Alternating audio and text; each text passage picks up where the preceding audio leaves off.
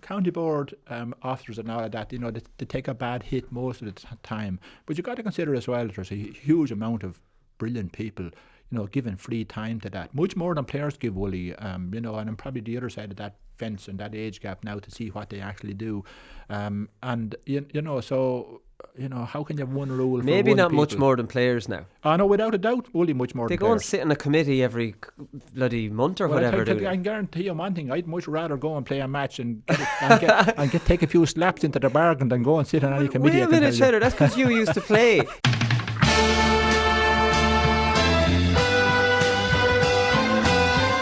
I'm not finished yet, it took me a long time to get here. Both players have spoken with each other. I want to start off, Cheddar, with something that came up on Monday's show, and it was Michael Carton said that Anthony Daly told players before a cold day. We've been talking here in the show about numb hands because it interests me a lot. And looking at a hurling game, thinking Anthony Nash got a ball on the hand the other day from a save that he made. He knew nothing about it. But Michael Carton said that Anthony Daly told players to put their hands under a cold tap before going out on a cold day. And we put this up on Twitter anyways, and Dalo replied. He says it's a well-known trick of the trade for jockeys riding in the winter. Did you hear about this one? I didn't actually know. Maybe it's a Munster thing then. Maybe it is. Maybe Dalo knows an awful lot more about the horse race. He certainly knows more about it than I do anyway. So I don't really know a lot about that. But look, when you think of it, Wooly, look, is it a localised form of cryotherapy? I would probably say it is. And look, cryotherapy has been, proved to work in muscle recovery, and there's a number of medical reasons for that in terms of I suppose the body is defending itself and blood flows to the critical organs and so on, and in that I think it sort of cleanses oxygen and oxidizes itself and that, and then it goes back down into the areas and cleans them. You can imagine, and I think that what actually really happens there is it, and I'd rather the medical people to explain this, but I think the arteries are that I think they dilate somewhat, and that's what creates the heat. There's some actual reason for that anyway. Right. So I can understand that on a localized way. And look, cryotherapy is used in localized forms for some parts of, I think, dermatology or some parts like that as well. Yeah, I can understand the reason behind this. If you did a cryotherapy and localized, the blood would rush from your hands and make them even colder. So you'd be completely screwed. It would, but when it normalizes is when this happens. It's not in the cryotherapy process itself. It's actually after the cryotherapy process itself. Oh right, so do it in the dressing room, then it'll you could, yeah. I'm still not going to do it. I'll put it to you that way. I'm still what I'm surprised actually, Willie, about is that there's not other ways of doing it. I mean, there's obviously hand warmers out there that a lot of people use, and the American footballers have the little pouch. Little pouches, that's right, yeah. And there's athletes actually use gloves as well. I think they're sweat-free gloves or something like that. There's something different about them anyway. But look, bear in mind as well, there's a huge amount of huge freezers around the country. I'm assuming they use something like that as well. So I'm surprised that somebody hasn't, particularly over the winter, hasn't brought in and supplied them into the dressing room just in case, because we nearly have everything else in there at the minute. Yeah, well, that's the next thing. If I was a hurler, Cheddar, I'd make all these changes. I'd warm up your hands. Brian Carroll actually said to me that he has heard of this before, and he said he used to do was that when he'd be doing the calf stretch, he'd make sure to put his hands onto the ground. He said some hurlers would put their hands onto the hurl and wouldn't get their hands wet. Yes. And then I was thinking, you'd be destroying your grip and all that kind of thing down in the mucky ground if you're putting all your weight on your hurl. I'm just totally confused about this whole thing. I think the grips would take care of that. Look, I suppose it's just it's a case by case basis for players. I suppose a lot of the old timers, and maybe some of the old timers listening to the show, Wooly would say we're gone a little bit soft here, because there would have been an awful lot of rural people, farming people and all of that going into the autumn, and that there would have been snagging beet and turnips and all of these type of things, and and how long would you have frostbite in your feet, you'd have them in your hands as well, and they just their way of dealing with that is, well, look, work a little bit bloody harder there and you'll warm up. So I think the warm up and an intense warm up prior to the game will deal with that anyway. But one one thing that I'm surprised, and I'm going to quote one of the Leash players at the minute, is Jack Kelly. I often see Jack on a cold day, and he'd be swinging the arms like old timers used to do years ago when they'd be working outside and that. And I haven't seen it that much, but when I saw Jack doing it, I can certainly remember a lot of the players years ago would have been doing that in hurling in particular, because the ball, the hands do need to be warm here, no more than any sport, I suppose, but you a slitter going at you, at 100 miles an hour and your hands are cold, it's not a nice thing to happen, and if you spill the ball, of course, that's not what you want either. So I'm not surprised that Dalo has some tricks here drawn from horse racing or wherever, to deal with something like this. Yeah, okay, we'll move on from that one, Cheddar, because I have this is going to keep you quiet. So there's 6 teams now in the Leinster Championship. So there's no relegation this year. So obviously one of I think it was the Carlow delegate said if we persist with the grade as it is, you're ending up with a yo-yo situation where teams are going up and down. You need at least 2 years at the highest level to improve. So look, I know you've highly critical and of the developing counties, but this has to be a positive step. I know that you're going to say that they could do more, but this on its own is definitely a help to Leash, Carlow, Westmeath. So that if you're good enough, you'll stay up there, for a few years. Yeah, no, I think it is. Look, I suppose we've been banging this drum for a long time. There's a few parts of that, and I suppose I just keep saying this about taking the step back first. Is the vision there to create more teams? And I just don't want to keep, because I think I said on this show one time that I'm not going to talk about it anymore, so I'm not going to go over all ground here, but this is part of the jigsaw. Have your flagship team in a championship that will draw crowds. And clearly, if you were playing top teams in Leinster, and look who's in Leinster, you have the Wexfords and the Kilkennys and the Galways and the Dublins and that. And if they're coming to your ground, they clearly draw a crowd. The best example ever you're going to see of that is actually our own county Leash last year against Dublin. And the feel-good factor in that in the park, in Moore Park that day was fantastic. And, that has sustained the team and I think has, added a lot to the team. So I think it's a really, really good and a positive thing. But, I go back to a number of the things, Wooly, that I said. It'll only be good and positive if it's developed upon. And on its own, it's only a cog in the wheel, really. It's the championship. It's the carrot that players will want to play in. It draws the crowds. You will want to go into the park to see your team play. You'll be proud of your team and all of those things. But unless it's supported by a really, really good development plan, and that development plan needs to be, has to surpass all of the competitors for you to catch up. I've said this before, the Leash, Carlow, at this minute, in my time, Westmeath, Carlow, Kerry and Leash have the best teams that they've had in 30 or 40 years, I would think. But they're still, they're playing to the best of their abilities, and they're still a little bit off. They're still a good bit off the top teams. We're still a little bit off the middle teams, and that's where you want to be. You want to be competitive with the middle teams as such. And I think it'll take a good little bit more to bring them to there to develop that. And I suppose we have the examples. I quote Dublin regularly in terms of the development plan that went in 2003 and what it produced in terms of underage. I was actually at the college's Leinster final in Carlow last week with Coláiste Owen and St. Kieran's, and Coláiste Owen beat them. And, there was a time when Dublin colleges were all the one team in Dublin in the Leinster College Championship. Now they're able to step out on their own. One college is able to win a Leinster final. And I know Kieran's were missing a couple of players, but that's beside the point. The point I'm making is that the development of hurling, and this is in South Dublin, as we know, so it just proves the point. The other point that I want to make on that is that probably the second best development plan going on in Ireland at the minute is in Wexford. And I think Wexford have got the two parts right. They've got the development to be able to sustain young players, to populate a really, really good senior team, and they've got their senior team, their flagship team, performing to the best of its ability. I think all of the parts are in place for Wexford to really, really go places, provided things don't fall off the table or fall between the cracks and that. So I go back to that point again. I think what would be really good now that one part of the jigsaw is in place, that the GAA would look at this and they would say, well, look, let's give this 5 years and see can we make this work. And if it can't, we'll review it at that stage and we'll do something else. But a couple of the things that would be really helpful here, Wooly, would be, first of all, that development plan. It has to surpass Wexford's. It has to surpass Dublin's for some of these teams to catch up, because they simply don't have the geographic base and the numbers. So you got to do something that far surpasses other counties. That's the crucial thing that needs to get done here. And look, there's no point in depending on county boards and some of these to do it, because it hasn't been done. So how is it going to get done in the future? Somebody needs to grab this by the scruff of the neck. And the other thing that I think that would be very, very, very helpful, there's obviously going to be 5 games in a 6-team Leinster Championship.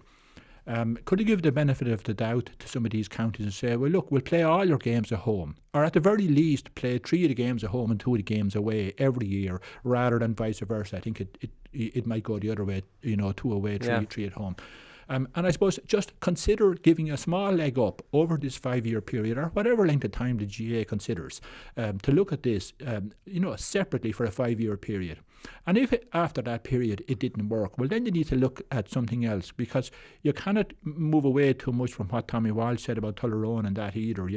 Tommy had some reservations about this in the sense of, shipping some big beatings and then, losing confidence and lose momentum and hurling. And, he was quoting his own club, Tullaroan, that when they did go down into regional Kilkenny, they were competitive at that level, they built up, and of course went on and won an All-Ireland. Yeah, and that's a point I do try to make here and here sometimes. No, it is, yes. But I just think that, Willie, the other has never been tried properly. Yeah. There's a number of cogs in the wheel. The competition that you're playing in needs to be the flagship. Your flagship team needs to be performing, and it needs to be performing at the top level. And you need the Joe Cannings and all of these coming into your park to attract young people and families and all of this to it. Because in some of the areas, hurling may not be embedded as much as it is in some of these other counties. So the fight for the product, which is the young player, is much more difficult than it is in counties where the culture is very, very different. And I think, you might look at some other little things to give the leg up in terms of, more local games was certainly the development plan for those counties, and the number of coaches, if that's what's needed, whatever is needed. I'm not saying there's one size fits all, but there certainly needs to be a complete review looked at in all of those counties to drag them up. And, if after 5 or 6 years that doesn't work, well, look, there's no point in flogging a dead horse then at that stage. You got to change and do something else. Yeah, okay. I suppose would it not be more than a 5-year job though? Like, I mean, would you not need maybe be a 10-year job and go back to current 8-year-olds and hope that they're good minors? I think it would, Wooly. And look, if you look at it probably would. But even if you just wanted to look at it on a 5-year basis and you say after 5 years, well, one part of this or is how right. is the money being implemented? Maybe review it that way. Well, that should be reviewed every year. I wouldn't Right. spend no money anywhere. Money is just not easy got, and we've wasted an awful lot of money on some projects in the GAA that has seemed to have slipped by and nobody really cared. But I just think that after 5 years, if your under 14 team and your under 16 team hasn't become competitive at that stage, even in terms of numbers, first of all, playing the game within the county, the numbers of schools and the integration between schools and clubs and county development panels and all of those things, you should see dramatic improvements in all of those areas and all the wiring up of those things. And if you didn't, then you'd have to ask, well, look, this is a waste of money, let's do something different. Yeah, okay, great stuff. Davy Fitzgerald, I was talking to him last Thursday, Cheddar, and we were talking about manager speeches, and this is what Davy had to say about that. I won't say, so I'll put it to you before in the dressing room, maybe 10 seconds. That's it. Right. We have other things that we do, right? That we'll keep to ourselves, but there's other things we do that I feel is more beneficial to us performing on the field, right? We have certain things that I think is really good.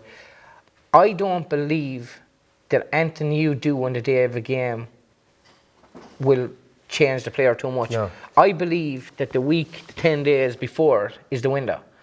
So, team talks before you go out, I think. Like, I remember when I was playing, listen, being honest about it, it could have been Gerald Clan, I fucking wasn't listening to a word, like. I was just tuned into what I feel I was going to do. And so, it's only the last year or two I've kind of said, why am I talking for the sake of talking? No point. Get around, sees everyone okay, whatever the story is. We do our few things that we have. I believe you should go out in the field feeling good. Let's get ready to go. Because what I always found, like, there could be a team talk in the warm-up, then there'll be another one in the dressing room, then there's another one when you get in a huddle on the field. And we have 15 minutes, being honest, early out in the day, right? So 15 minutes, I might take 3 or 4 minutes, go over a few points, then the backs coach and the forwards coaches will get them for maybe 10, go over that. That's it. Yeah. The whole day, that's it. And all they're really doing is just, they might say one thing that might trigger, but is it really a massive part of our day? No, it could be killing time a small bit as well. So I thought that was interesting with Davy, and I talked about this briefly on the football show as well, in that Davy would have the ability to make a brilliant speech in a dressing room, and he's moved completely away from it. And he believes, which something I strongly believe, is that the week leading up to a game is the time for talking and the time to tune players in. And he's gone to the point of believing that what you say in a dressing room at that point is probably not really being listened to anyways. I think that's true. I think, look, science has proved this, that I think you only really hear something like 20 or 30% of what's actually said. So look, I suppose it's different for, different situations demand different things at half time and that. But I think what maybe Davy's really referring to there is that, look, if Wexford or whatever team you're over is playing in a certain way, you're not going to change that by just talking to the players. You need to rehearse. I would imagine that really what he's talking about there is that, he's probably looking at Wexford obviously have a defined game plan, the way they play, but he'd probably tweak that a little bit game to game depending on what game and what team he's playing. So he has maybe 75% of the basis of the way he wants to play already well rehearsed and well repeated, and then he's talking about maybe fixing the other 15-20% or whatever it is the week before the game, and I think those type of discussions are much more in depth than that, and it's unlikely you're really only repeating really on the day of the game, what you've spoken about earlier on in the week. Do you need to ramp it up though on match day? Do you need to, there has to be a change in the way you're speaking to, like, I don't know. I would be always of the opinion that a good team talk on the Friday night will, even a bit of shouting, a bit of driving on that motivation. Now, you shouldn't have motivation to play in Championship anyways, but driving that home, that message home, and then Saturday you're wired up for it and you're ready, and Sunday you arrive in the mood. I don't know. Could you maybe drop off that and maybe need another kind of big speech, or are you wasting energy is another thing? Are you shouting and roaring and getting all hyped up about when you really, it's internal how motivated you are, and it's a championship game, and Yeah, I think it depends on the occasion. Will you really? Look, sometimes a team or some players need that sort of shock treatment to really hone in on something. But I think if you're mixing up the message that you're giving on the Friday and you're mixing it up again on the Sunday, that's just confusing for players. Players wondering, well, what am I supposed to do here? I'm sort of getting mixed messages here. So I think it depends really on the team. And I think that's where it's really difficult, Willie, having, let's say a number of coaches, or you have at county level you're going to have a wider management team as such, and just making sure that the key messages get through to the players. And it's probably just a small number of messages really. But look, there are days when you have to go for it, and you have to go for the blood to the team. The team just really hasn't fired up here, and there's a variety of reasons for that. When you really need to go for it and shake things up a little bit here. Yeah. But maybe at half time. At half time, even before it, there's no, maybe the game's over at half time, Willie. But I suppose the real trick on this is, this is where the Davies and the Bryan and all of these people come in that you rarely see or is rarely spoken about, is their ability to have the finger on the pulse of the mood of the team. Yeah. And they will be looking at that just arriving. Davies' team might meet up in Wexford Town or wherever, and they're the things he'll be looking at. He'll be actually looking at players, looking at facial expressions, and where their mindset is and where their mood set is. As you know yourself, Willie, the mood music in the dressing room, outside of what the manager or the management team does, can determine the performance on the field. And if that's intrinsic within the team, that's brilliant. And clearly the John Kyles of this world have built that into the likes of Limerick and that. And it's generally speaking done. You won't just go in on the day and start shouting and roaring, and the next thing the team fires up. Now you might need to do it, but if you haven't all of that type of psychological stuff wired up in your team, months beforehand, it's unlikely that it's going to trigger and that it's going to, I suppose, motivate the team just at the drop of a hat. You need to have all of that sort of wiring stuff, that software, hardwiring really stuff done with your team well in advance. So it's when it happens that it's well practiced and team knows what you're trying to say and what you're trying to get across. Would you have found it difficult coming up with new angles for motivating them, if you get what I'm saying? Like, because sometimes I'd see managers and they'd be saying something to a team, and then next week it could be something completely different, and it might not be great, and then they might speak on a Friday night in a meeting. They might be speaking again in the dressing room, and then they might speak in the warm up, and then they might speak in the dressing room, and they're coming out with old cliches, and they're making up. They're talking for the sake of talking. There's no message there. There's nothing that's going to get me thinking. And sometimes I think there's too much talking. I even remember when I was captain of Portlaoise, and even the huddle before the game, when it's traditionally the captain talks, then I shared that around, because I was like, they're listening to me too much, and I can't think of more angles. It was for myself and them. I remember before Leinster final against Screen in 2004, Mickey Fennelly only started because Ian Fitzgerald was away on holidays. He had his honeymoon, and I asked Mickey to talk about how he was able to get in, and you know what I mean, and come at that angle, and I don't know, just try to find different players on different days that might have an experience to tell, that might be able to talk to players, rather than it just be the same person all the time. That's true, and I think first of all, less is more. The message. Let's try, Willie. Let's just take out for a minute the occasions when you really need to go for blood with the team here. When the team is just not psyched up properly and in the right motivated state to be able to go out and perform. You really need to. Would that be more for league games now? Should you have to do that for championship? Look, it could happen at any time. It just could happen. There's a number of reasons why that might happen. Your team now, it wouldn't happen. It rarely happens with Leash teams as such, Willie. But you might think that the game is done. You're going to beat them anyway, and you get into that sort of sense. But let's just take that out of the equation for a minute, and let's just take that you're handling the team now in preparation for it. I think less is more, but you can share around a lot of the message with your management team and with the team itself. And here's where you have built up your leadership within the team beforehand, and the team itself has probably built up its leadership, or that's the best way that's happened, but you might have to do that as well. So there's a lot of things you can do to I suppose keep the message fresh.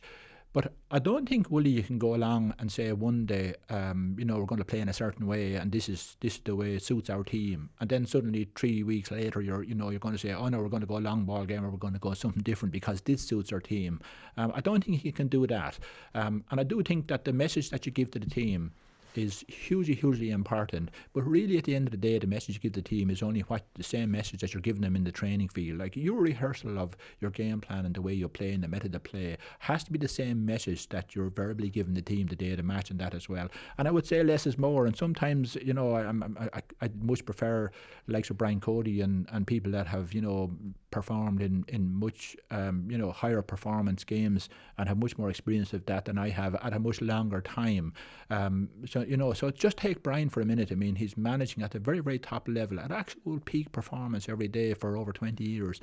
How do you keep that fresh, and how do you keep that? That is a challenge in itself.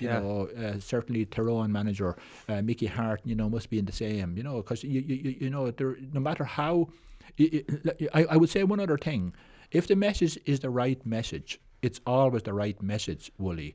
You might need to deliver it in a certain way or in a different way just to try and keep it fresh. But there shouldn't be. I often hear this, and I'm sure you have heard it as well. We needed a fresh voice. You don't need a fresh voice. You need the right voice saying the right things. Yeah. That could be the very same voice that's saying in a number of years.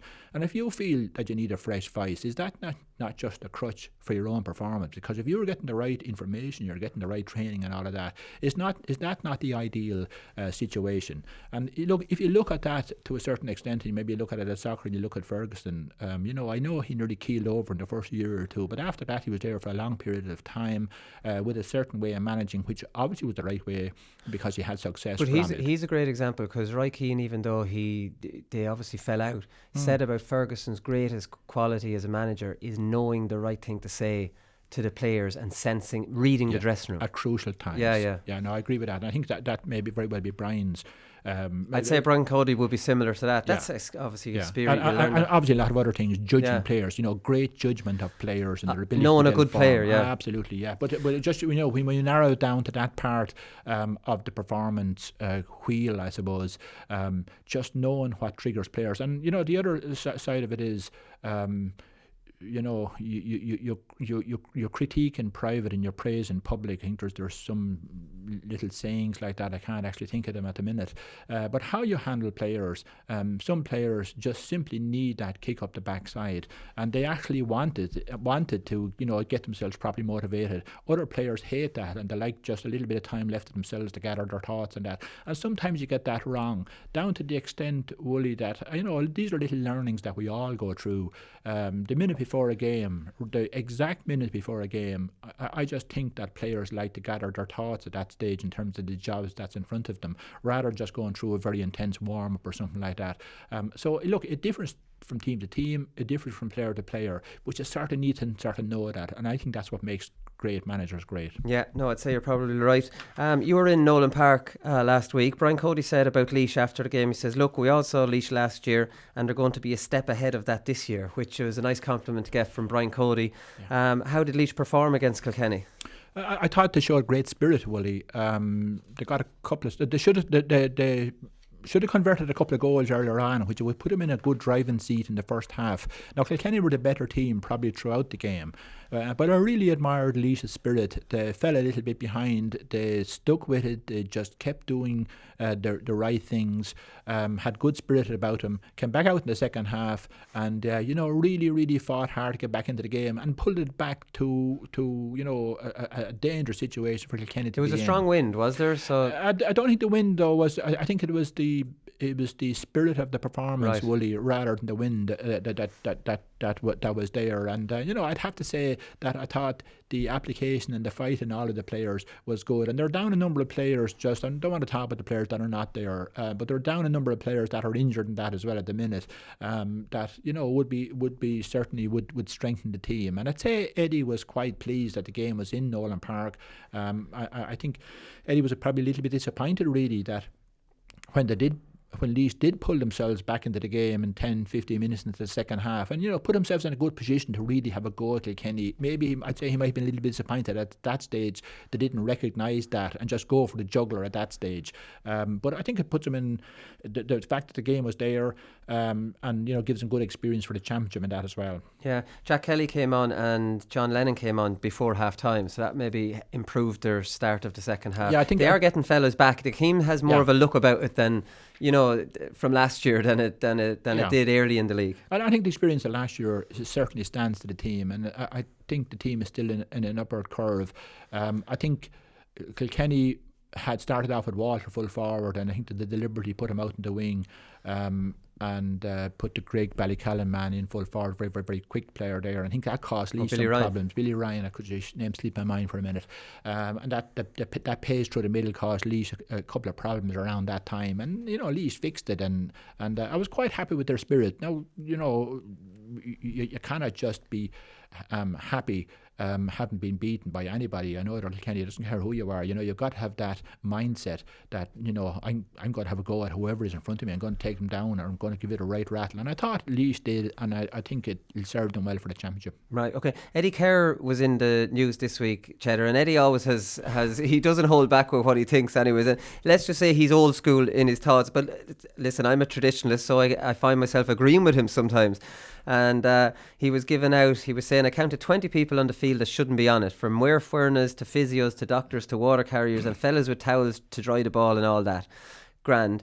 Now he says, this is a point I kind of thought was the most interesting. He said, now I honestly think that the physios and the doctors are overdoing it as well when someone goes down injured. There's 2 of them running in. I don't think anyone should be allowed to run in on the field without the referee's permission. They're on like a light.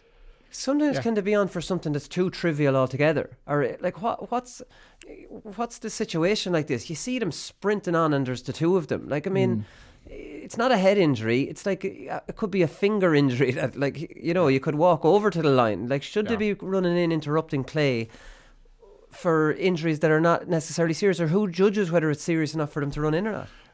I suppose there's a couple of parts to that. Clearly Eddie's referring to county, so I'm only talking about county here because county and clubs are very, very different here. But club could have a physio that just legs it on in when they decide themselves. No, rather could, but I think what you have a reference there with Eddie is that 2 people go in there. So let's just deal with that issue first. So a player goes down injured. Generally speaking, the 2 people that go in there is the team doctor and the physiotherapist. Both of them are professionals. A very, very high ethos about looking after everybody, not necessarily team players. How can you assess if it's a serious injury or not? And both are in different professions now, mind you. How can you assess if it's a serious injury if a player goes down and is on the ground until you go in and see them? So I know in my time, Dr. Sharon MacDonald was the doctor with Leash, and I can tell you one thing. If you stood in Sharon's way of going onto the field to treat an injured player, you'd be fairly told where to go pretty quickly. Not necessarily because it was a Leash player or anything like that. She's a doctor who has the care of players and everybody else in the stadium highest on her priority, and I really admired her for that. And let's just think about that for a minute, Wooly. We have a number of ACL injured players that needs to be assessed on the field. You can't just throw them on, and like you used to do years ago, throw them on an old plank, roll them over to the sideline, heal them up, and then have a look at them to see what it is. It needs to be assessed by properly qualified people. And I'll give you one other example. There's been a number of examples, thankfully not a lot, but there's been a number of examples where players have swallowed their tongue. And that it happens pretty regularly in contact sports, not hugely regularly, but it's a serious issue if it's left too long in terms of oxygen to the brain and all of these things. So that's an extreme example. Does it play into a bit of time wasting and a player play acting? Because if he's play acting and he's lying on the ground, you can guarantee the game will be stopped if these 2 come running on like that. Look. Do you get me? I know you understand where you are. I think the referee is there to actually deal with that. The referee goes up to the player and the doctors and that as well. And I'd be amazed if there was a doctor or particularly a doctor who would try that on at anybody's behest. And I can tell you, I've only experience of a number of doctors in that, and I can tell you, I wouldn't like to be the person to tell a doctor to go on the field, listen, get that fella down there and delay it for 3 or 4 minutes. I don't know any doctor that would actually even contemplate that for 1 second, Willie, to be honest with you. Yeah. But I do understand your point. Yeah. And I think the referees, the intercounty referees are aware of that. And you've seen it a number of times where the referee has ordered the player up. I think the right people are there in the field. I would rather err on the side of caution with that unless it's actually something serious, because it could be something serious. I've seen maybe at club level you might have someone who's not a doctor and not actually even a physio, but they're running, because I've play acted. You might take a hit that might look worse than it is, and we're 2 pints up, and I could do with a break, and the person comes running out to me, says, "You all right?" I said, "Yeah, I'm okay, but give me I want a minute." And then they'll hold up the few fingers and they'll play the game. I do agree with this, Willie, but I am answering what Eddie said about physios and doctors here. Yeah, okay. I want to clear that point up very clearly first of all. I do take the other point all right. To be honest with you, if a player goes down injured, I never go on the field because I'm not qualified to assess what his injury is. I'm talking at an inter-county level. Like a masseuse or something could run in if Well, even at training level, Wooly, if a player goes down injured, I just send a physiotherapist into him, and he deals with it. I'm not qualified. It doesn't mean that I care less about the player. I'm just not qualified to assess anything like that. I do take the point. It's more at club level, but I'm really just answering Eddie's point here. Yeah. Eddie was a former inter-county player, brilliant player. If anybody goes back in his career. Probably the greatest hurler, I'd say, one of the greatest hurlers ever. I know everybody might have a different view on who that would be. But I'm surprised for him to say that at inter-county level. I'm much happier, bear in mind all of these players that go to work on Monday morning, I'm much happier that a doctor and a physio who have very, very high standards and very, very high ethos about looking after players and where they stand, and generally speaking you will not mess with them, will go onto the field and assess that and off they go. And I think referees, I think the GAA in general, will even look at another point. It's a good thing that they do it. It's a good thing. Oh, absolutely, I think. Now, I do take the other point. I think the referees, will know when people are swinging the lead here and trying to delay time and all of those things. And there's been a number of times where referees have simply ordered the player up when he thought that that's what the case, that's what it was. Right. Okay. Well, that's true. Talking about sidelines, Greg Kennedy, he was speaking during the week. Greg, we remember Greg last year. He was talking about you know, what he did in the Kilkenny game. He says, look, I shouldn't have done it. I shouldn't have happened, but it did. It was one of those things when you didn't want to be there. You just have to draw a line in the sand, and there's not a lot I can do about it now. It infuriated a few people, but no one got killed or anything. I suppose if you compare anything to someone getting killed, it's completely innocuous then, isn't it? That's a good trick. It's a pity it happened, but we just have to move on and behave ourselves. So that's it, kind of. I hadn't seen him actually comment on it before. He didn't say it too much, but at the same time, I thought that was a funny one. Good, finish up here, Cheddar. Cork have cut their free passes, and I didn't realise that they'd done this. So they had been giving free passes to county board delegates and also to anyone who won an All-Ireland with Cork. And what a fantastic thing to do, because if you represented Cork and won an All-Ireland, what a lovely thank you it is just to walk into a county final and be waved on in. It's a small gesture of thank you, isn't it? And the county board delegates as well, they get it. I would be less kind of on that side of it, but they've cut it anyways to save money. And I don't know, cut the delegates, I would say yes, but if Sean O'Halpine walks up to a county final and now he's being charged after telling him last year that he's waved on in, that causes embarrassment for any of these fellas if they haven't been I don't know what you think of this. Number one, I think it's a great thing, but I think you can cut costs in other ways. Than how much are they losing by this? I think there's two aspects to it, Wooly, really. I suppose it's interesting that the All-Ireland medal winners get it. And I'd love to see Pat Horgan win an All-Ireland. I think everybody would. But if he doesn't... They'll make an exception for him, surely. But if he doesn't, does he not get a pass into it? A man has simply entertained thousands. So that's an interesting one, how that works. I'm not too sure how that works. Yeah. I think the other thing, Uli, what happens to number 29 on the panel that didn't hook a ball? Correct, there you go. And look, I county board officers and all of that, they take a bad hit most of the time. But you've got to consider as well, there's a huge amount of brilliant people given free time to that, much more than players give, Wooly, and I'm probably the other side of that fence and that age gap now to see what they actually do, and how can you have one rule? Maybe for one not people? Much more than players now. No, without a doubt, Wooly, much more. They than go players. And sit in a committee every bloody month or whatever. I can guarantee you one thing: I'd much rather go and play a match and take a few slaps into the bargain than go and sit on any committee. Wait a minute, Cheddar. That's because you used to play. This is their match. A lot of these people. That's what they enjoy. So sometimes I think Wooly, there's enough of media bashing about volunteer people who are giving a lot. But I do think the volunteers that on committees, I think they enjoy that. They're not doing it out of it. And a lot of them enjoyed it. I know they enjoy it, Wooly, but they still have to give a huge amount of time. My problem is that a lot of them are not fit for purpose for the jobs that they're on.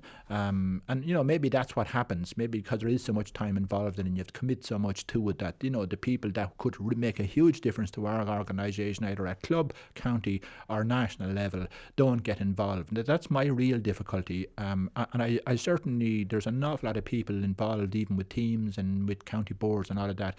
Without them, the thing won't run. Like they are the people that oil the machine as such to a large extent. And a lot of the time they get a huge amount of bashing here. And in fairness, Wooly, some of it is their own fault because they just don't step up to the plate here in terms of the job they should do. But anyway, look, that's my comment. The other issue, though, Wooly, is a different issue. Why did this happen? It was a serious overspend in a capital project in the GAA that actually caused this. And maybe sometimes needs must. And I think the GAA at headquarters level have put it up to Cork and they said, look, he caused this debt, now you need to go away and sort it to a large extent anyway. I think maybe the debt may be halved between both, but there's certainly a significant sum that Cork GAA have to come up with themselves to do this. So maybe they do actually need this in the short term at the very, very least. Everybody knows how difficult it is, when you get into tight financial constraints and all of that, how difficult it is even just for cash flow and to keep things motoring and all of that. So maybe it was needed. I don't know. It's a question for Cork to answer themselves. But I did think, Wooly, that the I suppose the past. I thought there was reading. There were nice things. There was certainly nice things, a nice recognition for people to get. But I don't know how it would work because, as I said to you, you Pat Hargan. I'm just using Pat as the quote here. There's obviously other players in different counties and that. I'm interested in do other counties do it as well. I don't know that, Willie. Yeah, we'll have to do it for minor All Irelands in Leash, Cheddar. All right, I'll be outside the gate, so we'll come back and we'll talk about the matches.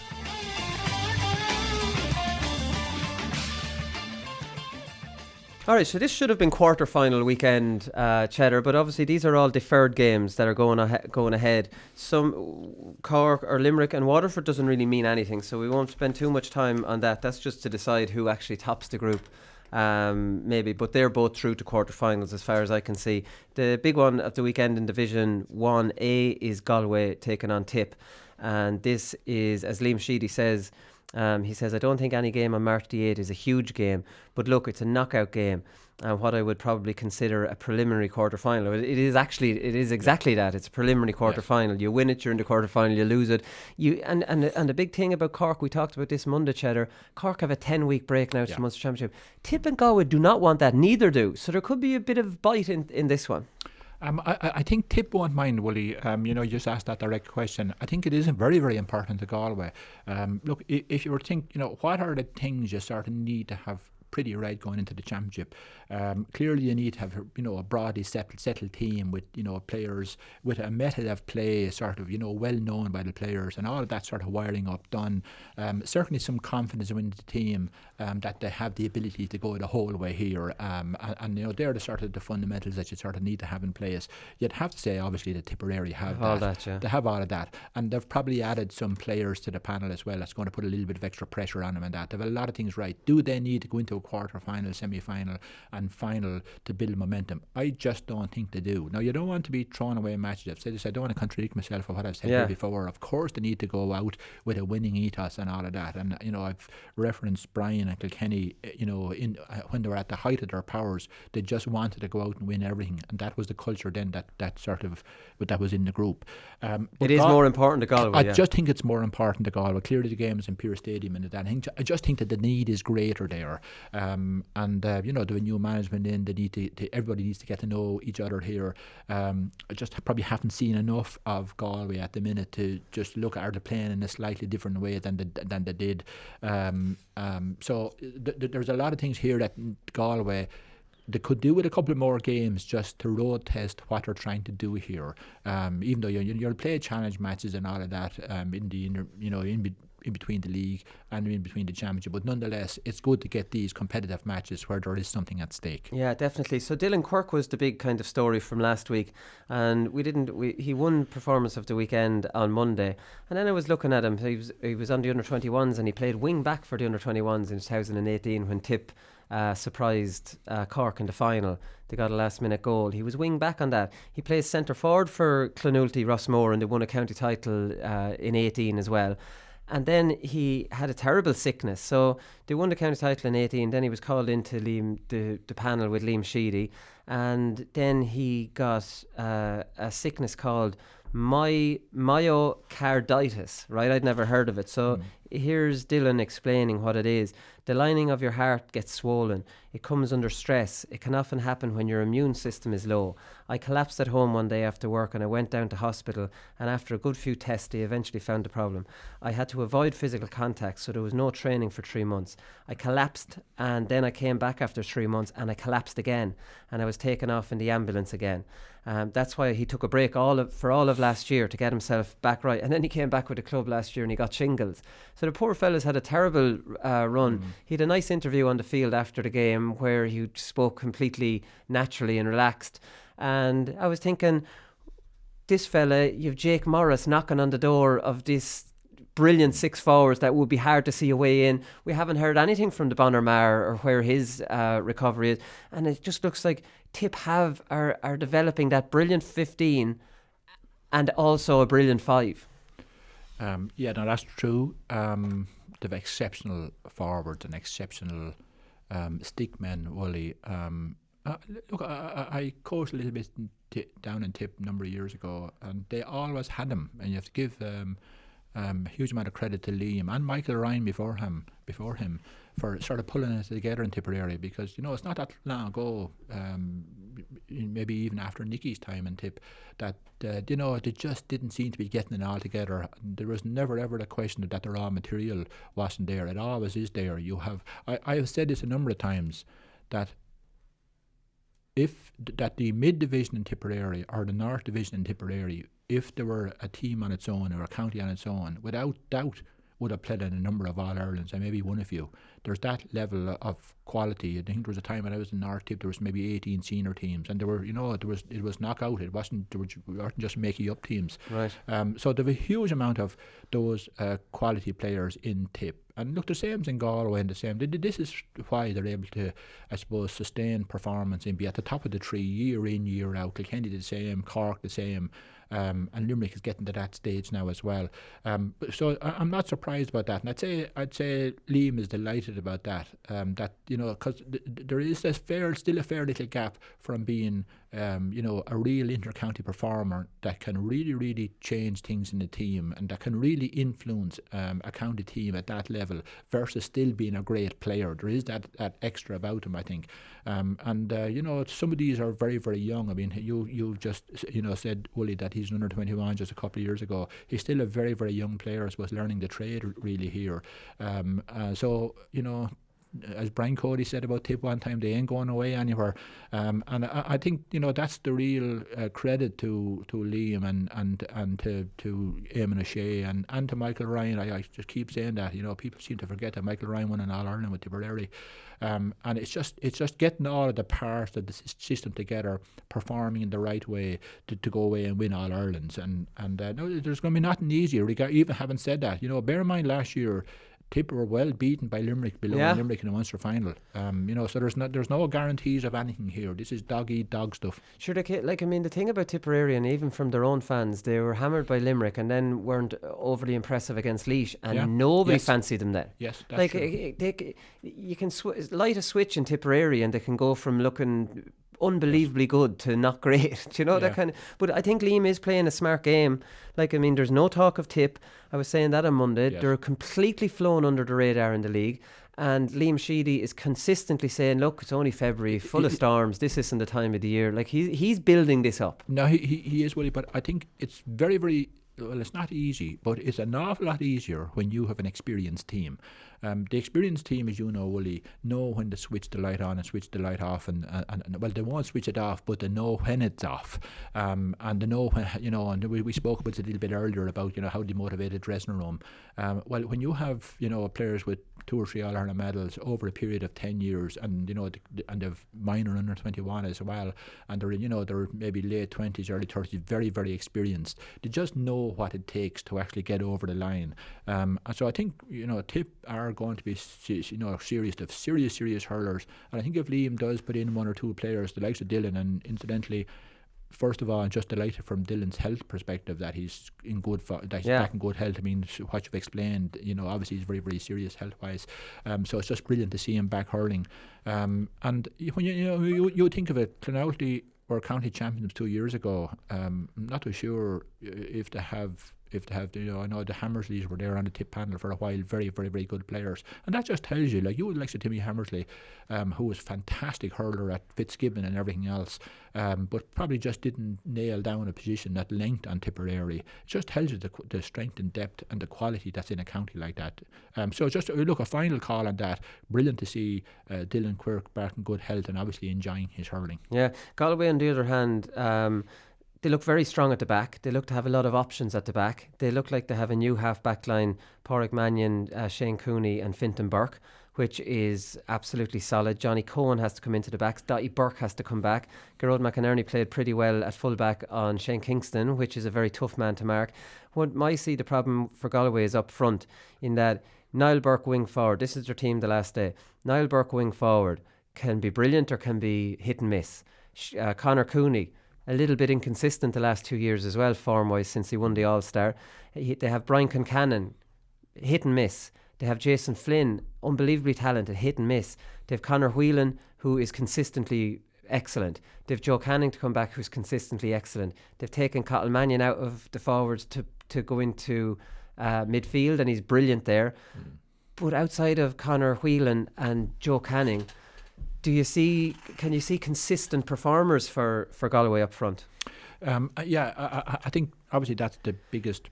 Because before Micheál Donoghue, the accusation of Galway was that they weren't probably consistent enough. Yeah, and I think that's the biggest challenge for Shane. It's just getting, I suppose, your front six or your front eight to really get the right mix there of the type of players that you want, and to get the right method that actually suits them. Clearly Micheál got it right for a number of years. They were at the top and very, very close to the top in terms of getting that mix right.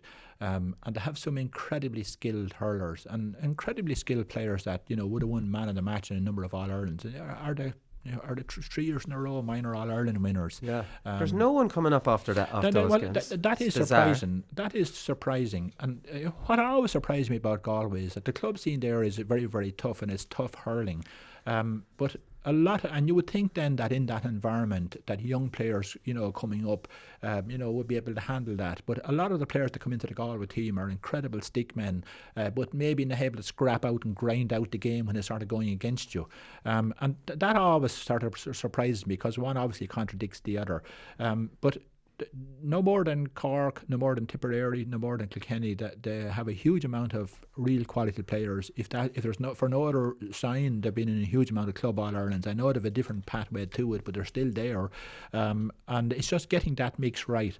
And there's a number of younger players coming in, Blehan and Nyland, and a couple of those have to come into it yet as well. And I think there's nothing like a dressing room with 5 or 6 really talented young players that are hungry and trying to grab a jersey, maybe and cocky and confidence about them, and having won All-Ireland minors and have no fear and that. I think it's a great place to be. I think Shane has got a really, really good dressing room to work with, but it's a little bit, you've got to get the mix right on the big days as well, because there's nothing in these games. These are 1 point one way or the other matches. That's how tight it is. Yeah. It even creates a good team spirit, because the older lads there'll be a bit of slagging going on with the younger lads, and it's just a good dynamic to have, Yes, a nice mix. I think, Willie, even though the more experienced players, we won't call them the older ones, the more experienced players do see young players as a threat, but all of them that I know welcome the young players coming in as well. They know they're going to.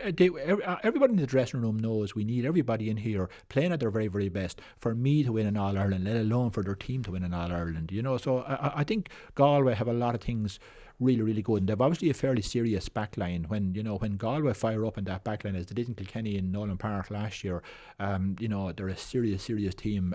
But they do need to maybe get the front 6 working a little better, and maybe the method of play and the delivery of balls and maybe a little bit better as well. Yeah, okay. Maybe they might be forced to play David Burke or Cottle Mannion in the forwards, and sacrifice them from midfield just to beef up that forward line a little bit. Who do you fancy? Galway, look, we don't really do predictions here. Galway are at home. I suppose they wanted more. Would that be enough to say that their need is greater? Their need is greater, right? Yeah. Okay. Westmeath and Carlow obviously is the big one it's the relegation match. This is the deferred coverage on TG Cahir. The Galway Tipperary game is the live game on TG Cahir. And when you look at this, look through Westmeath and their performances in Division 1A, terribly difficult group. Had a terrible start against Galway and went down by maybe 17 points or something like that. Since then, they've bloody performed admirably. They ran up 115 against Waterford to 318 at home. They could have beaten Cork at home. They went down to the Gaelic grounds and put 18 points up on Limerick. To concede 124 is no humiliation at all. I know Limerick were in experimentation mode, but sure, they've been in experimentation mode in every game this year. You could say they've scored 272 in that Division 1A. Carlow have scored 157 in the 1B, arguably a little bit easier.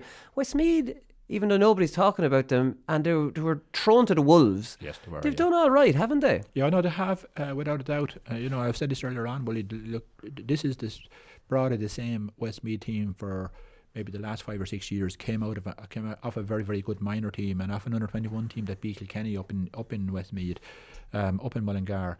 And look, they have a serious management team with him. Shane O'Brien was obviously there last year. Has been around. I think Paddy O'Neill is in with him from Dublin. Frank Flannery is a coach. Paddy O'Neill, Brendan Murta, who's obviously a brilliant ex-player, Yes. and Alan Kearns is in there with them as well, and Paul Greville's in with him as well. Yeah, so they've a very, very strong management team. They're dark horses now.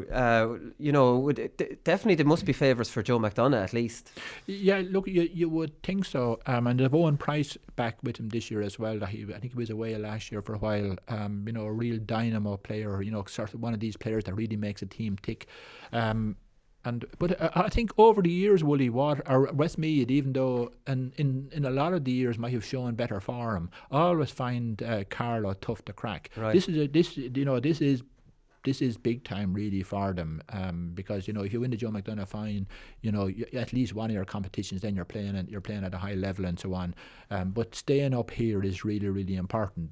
And look, if you fell into the team, there's always going to be the Leash, Carlow, Westmeath, 3 teams in the league the way it's set up at the minute. And I said this last.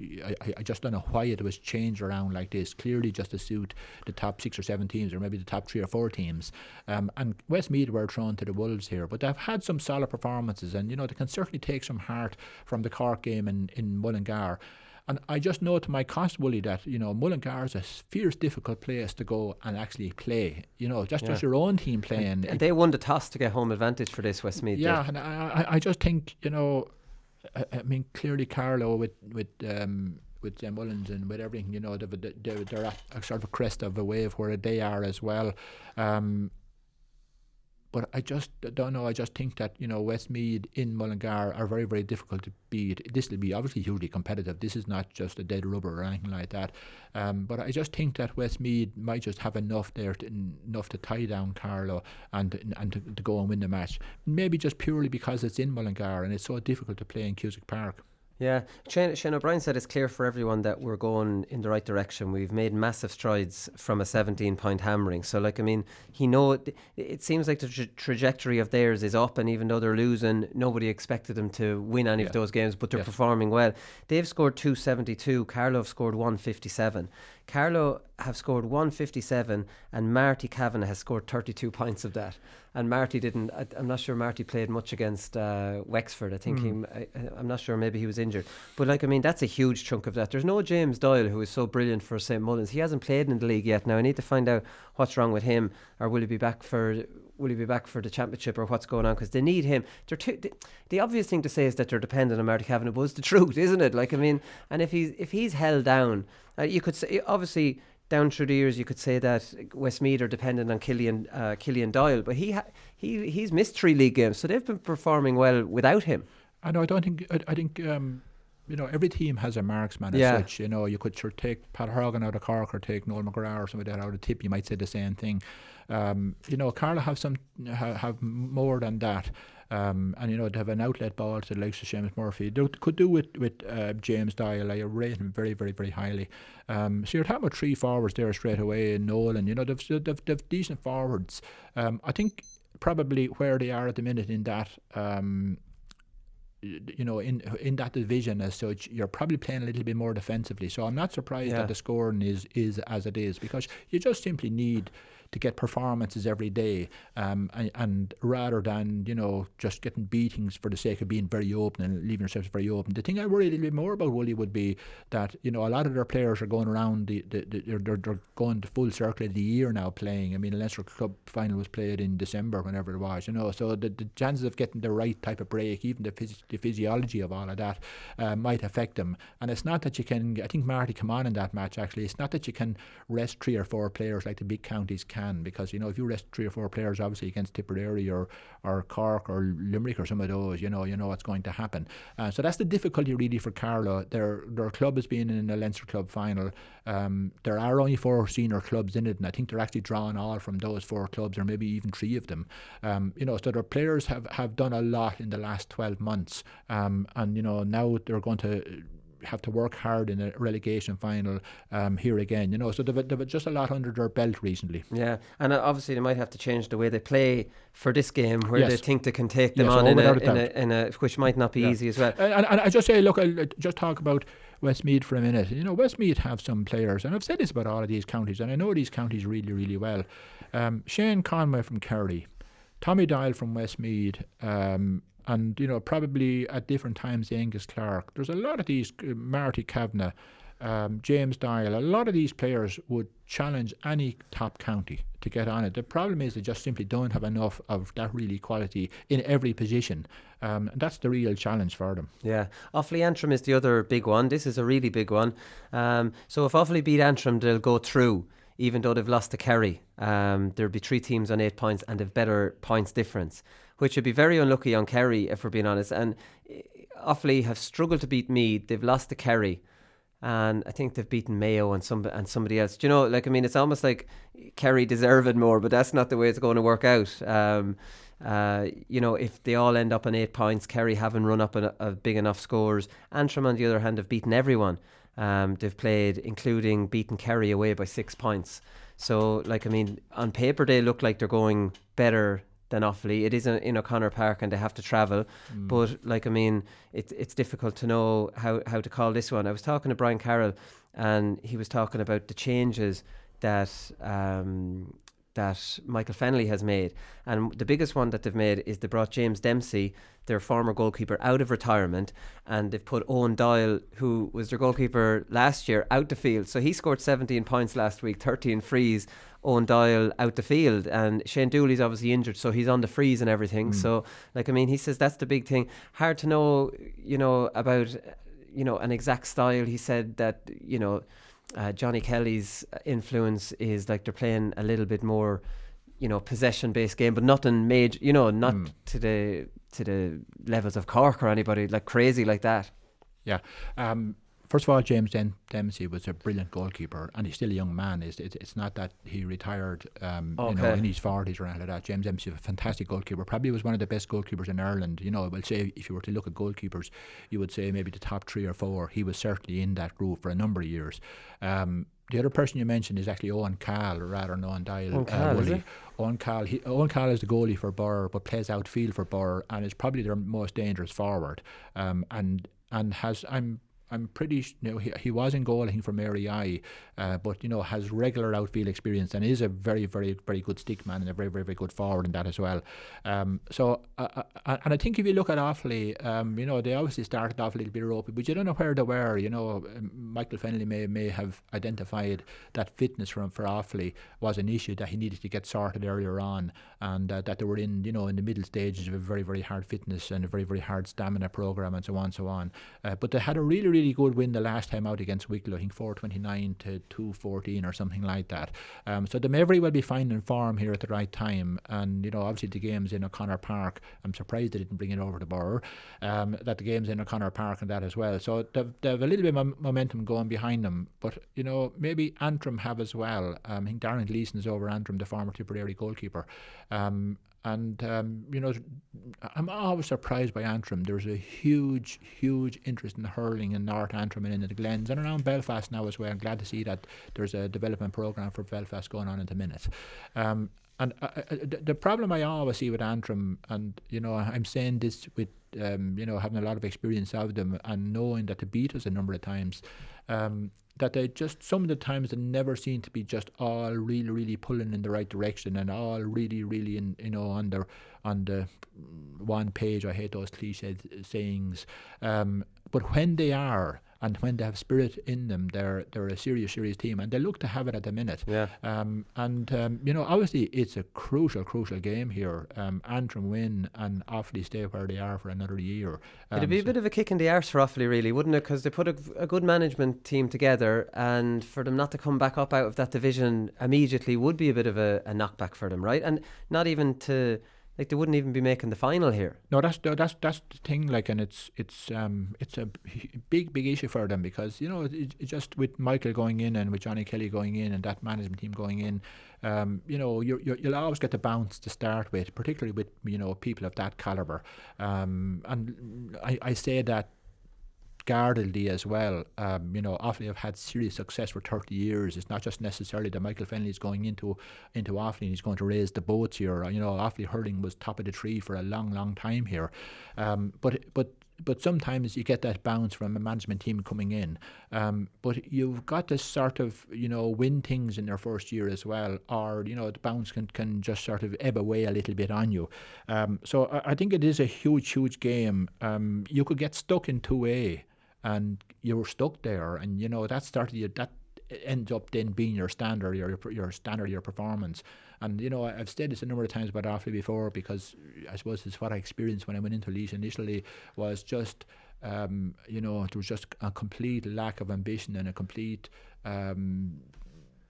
just willingness to get stuck in here and get in behind your county and go play with your county and all of those things. When that sort of inertia happens, there's a whole pile of things then that happens that you need to sort out. Yeah, well, that's the danger. So they'll message Fennelly and Johnny Kelly and others who were saying, you're too good for this division, lads. We're going to work hard. We're going to get out of it. That's the goal for the year. We have to get out of it. Then they don't get out of it. They can't come back with that message the following year. You're too good for this, lads. Let's get Offaly hurling back. It's like, would Michael Fennelly and Johnny Kelly, would their message to them have to change then next year? And you'd be almost worried that this, like you say, would become their level. Yeah, no, I'd be surprised, first of all, that you'd actually say that you're too good for this level. I think this is the level, lads, and we've got to work really hard to improve ourselves to get out of this level. You got to prove your mettle here. So I just, you'd be concerned about Offaly if they're beaten. And if Antrim beats them, and that the momentum and the energy that would be in the dressing room from Michael and from Johnny going into it, that it can ebb away very easily, and clubs then have way too much strength and too much power in the county, and they dictate a lot. A whole pile of people dictate a whole lot of things, and more often than not the county comes fourth or fifth down the priority list here. And of course when that happens, then it's very difficult to get all of that properly wired up to get your county team and county players as your priority again. Who do you fancy? It's a difficult one. This is a difficult one because this is competitive, obviously, and the other ones you just waste your time calling because you don't know what team is even going to start. Clearly these two teams are going to go at it hammer and tongs. And I think that the game is in Tullamore. I think Antrim have a good record away from home, Wooly. They actually play well away from home. They're good, to use a term from a different sport, are good travellers. But look, if there's something in Offaly players in terms of their ambition to where they want to take it for the next couple of years, and if they get that right and it's in their own home patch and that, if they can't come out of this with a pint or two to spare, I'd really worry about them for the next couple of years if that's the case. Yeah, okay, I'll go Antrim just to keep it interesting. Right, that'll do, Cheddar. We'll leave it there. We'll be back on Monday and we'll review the games from the weekend. We'll talk to you then. Good luck.